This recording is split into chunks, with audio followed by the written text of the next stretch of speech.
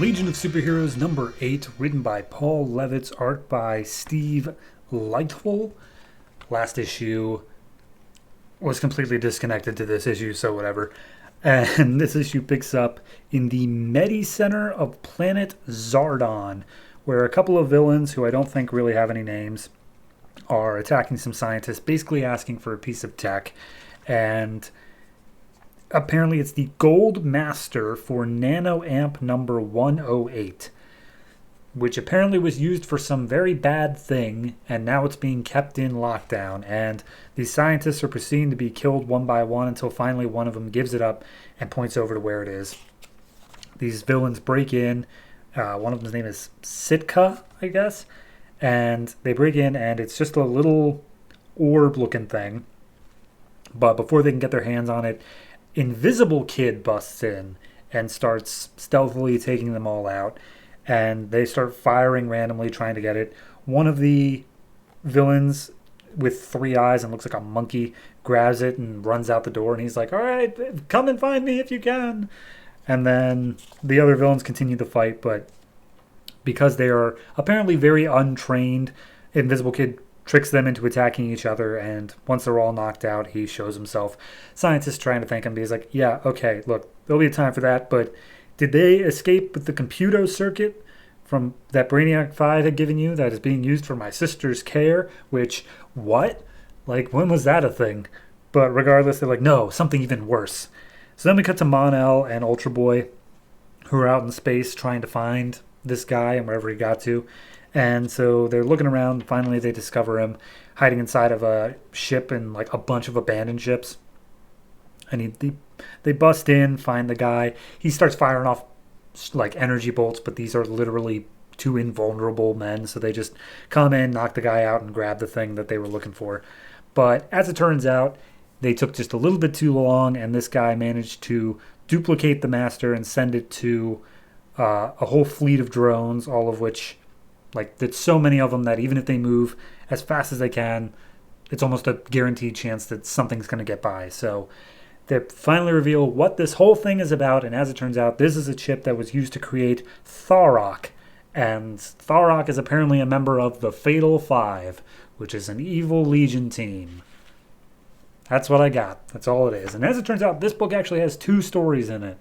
So that's story 1. Story number 2, also written by Paul Levitz, art this time by Yildiray Sinar, is called Founders Night. And it's basically opens up on Cosmic Boy. He is still looking for Legion Lost, who's in their own book, and he literally can find no trace of them, so he's upset over that. But then Saturn Girl and Lightning Lad come in and say, hey, you gotta take a night off. Come on. And he's like, but I still have to find them.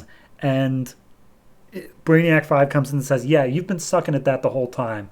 Like, go, I will take charge for the night because you're growing more and more incompetent with all the sleepless nights you're having. Out. So the 3 founders, Saturn Girl, Lightning Lad, and Cosmic Boy, are on their way to Istanbul to party for the night. There's a storm going on, which I guess was Lightning Lad's choice because he loves a good storm.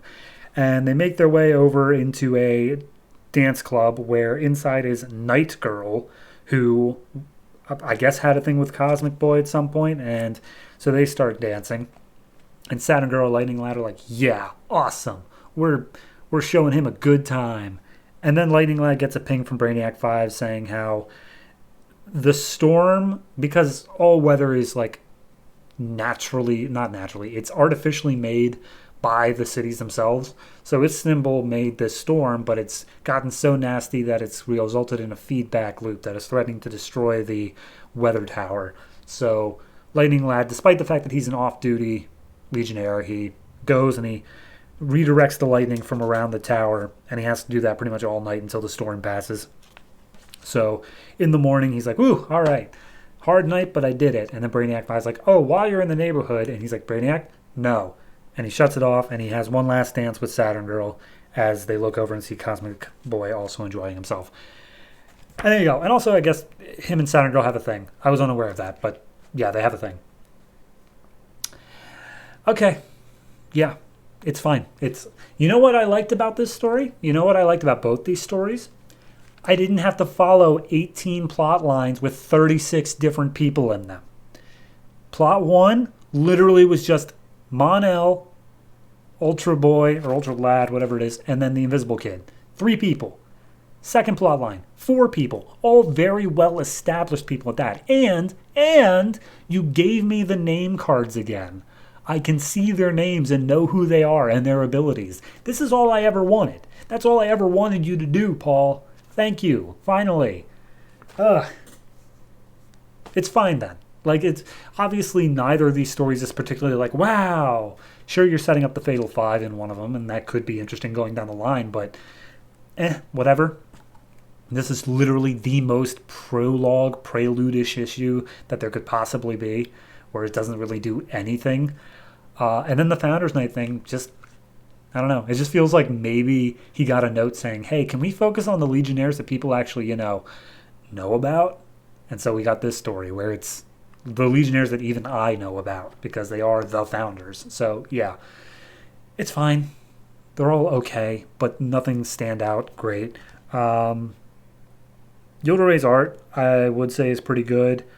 The art from Marcio is competent, but it's not great. It's I don't know what's really missing from it, but honestly, I think I would put it down to just not enough definition in a lot of the faces. So yeah, it's fine, not great. I give both of them a 5.5, honestly. And honestly, I'll bump Founders Night up to a 6 just because it was actually a full story and it was interesting enough, but it didn't have that much going for it. So, yay, another Legion story done.